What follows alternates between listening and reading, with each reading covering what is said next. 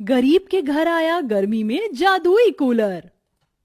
सुमित, प्रिया, कब से कह रही हूं तुम दोनों को पढ़ाई करने के लिए, लेकिन तुम दोनों हो कि किताब को छू भी नहीं रहे हो। बहुत गर्मी लग रही है। इतनी गर्मी में हमसे पढ़ाई नहीं हो पा रही है। इतनी गर्मी में पढ़ाई करने का बिल्कुल भी मन नहीं कर रहा है। वैसे ज्योति, बच्चे कह तो ठीक ही रहे हैं, गर्मी तो हम सबको भी लग रही है। मैंने तो सुना है आने वाले कुछ दिनों में गर्मी और ज्यादा बढ़ जाएगी। ना जाने इस गर्मी में हम गरीबों का क्या होगा। बड़े लोग तो एसी, कूलर, पंखे के सामने बैठकर गर्मी से छुटकारा पा लेते हैं, लेकिन हम बेचारे गरीब लोग क्या करें। माँ, हमारे सभी दोस्तों के घरों में कूलर है, बस हमारे घर में ही कूलर नहीं है। बाबा, आप भी हमारे लिए कूलर लेकर आओ ना। पता है उसके अंदर से बहुत ठंडी ठंडी हवा आती है। बेटा, कूलर तो बहुत महंगा आता है। अगर इतने पैसे तुम्हारे बाबा के पास होते तो वो कब का कूलर ले आते। क्या बाबा, इसका मतलब अब इस साल भी हमें गर्मी में ही रहना पड़ेगा? इतना कहकर दोनों बच्चे उदास हो जाते हैं। अपने दोनों बच्चों का ऐसा उतरा हुआ चेहरा देख रमेश से रहा नहीं जाता। क्या हुआ अगर मैं अपने बच्चों के लिए कूलर नहीं ला सकता तो? हाँ, लेकिन उन्हें ठंडा ठंडा बर्फ का गोला तो खिला ही सकता हूँ ना। क्या? बर्फ का गोला? हाँ, बर्फ का गोला। चलो अब जल्दी से दोनों चप्पल पहन लो, फिर हम तीनों बर्फ का गोला खाने के लिए चलेंगे। दोनों बच्चे बर्फ के गोले का नाम सुन बहुत ज्यादा खुश होने लगते हैं और अपने बाबा के साथ जाकर बर्फ का गोला खाने लगते हैं। तभी रमेश की नजर बर्फ के गोले के ठेले के थोड़ी दूर पर बैठी एक गाय पर जाती है, जिसके पैर से खून निकल रहा होता है। हे भगवान, ये क्या? इस गाय के पैर से तो काफी ज्यादा खून निकल रहा है। उस गाय को ऐसी जख्मी हालत में देख रमेश से रहा नहीं जाता और रमेश भागा भागा अपने घर जाता है और अपने हाथों से मरहम बनाकर उस गाय के पास ले जाता है और उसके पैर पर वो मरहम लगाकर उसे एक कपड़े से बांध देता है और साथ ही साथ उसे 2 रोटी भी खिलाता है। अब देखना तुम कैसे जल्दी से ठीक हो जाओगी।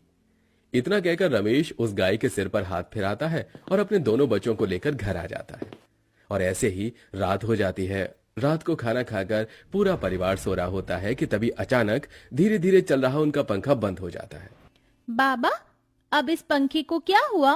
वैसे ही ये इतनी कम हवा देता है और अब तो ये बंद ही हो गया। रुको बेटा, मैं देखता हूँ। रमेश उठकर उस पंखे को चेक करने लगता है। तभी उसे पता चलता है कि वो पंखा तो अब खराब हो चुका है। इसीलिए मैं आपसे कहती थी कि आप एक कूलर ले आएं। अगर आज हमारे पास ये कूलर होता तो हमें ऐसी गर्मी में परेशान नहीं होना पड़ता। कितनी बार समझाया तुम दोनों को, अगर बाबा के पास पैसे होते तो वो क्या तुम्हें गर्मी से परेशान होने देते। चुपचाप से सो जाओ। ज्योति अपने दोनों बच्चों को डांट कर सुला देती है। कहीं न कहीं ज्योति को भी अपने दोनों बच्चों के लिए बुरा लगता है, लेकिन गरीबी को देखते हुए ज्योति कुछ नहीं कर सकती थी। पूरा परिवार गर्मी में जैसे तैसे करके अपनी रात गुजारता है। ज्योति सुबह उठकर जैसे ही बाहर आंगन में झाड़ू लगाने आती है तो देखती है कि एक गाय उसके घर के बाहर खड़ी है, जिसे देख वो रमेश को बाहर बुलाती है।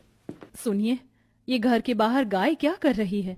और इसके पैर में तो शायद चोट भी लगी है। लगता है किसी भले इंसान ने इसकी मरहम पट्टी कर दी है। अरे, ये तो वही गाय है जिसके लिए मैं कल मरहम ले गया था। लगता है ये मेरा पीछा करते करते यहाँ आ गई। इसे भूख लग रही है, मैं इसके लिए रोटियां लेकर आती हूँ।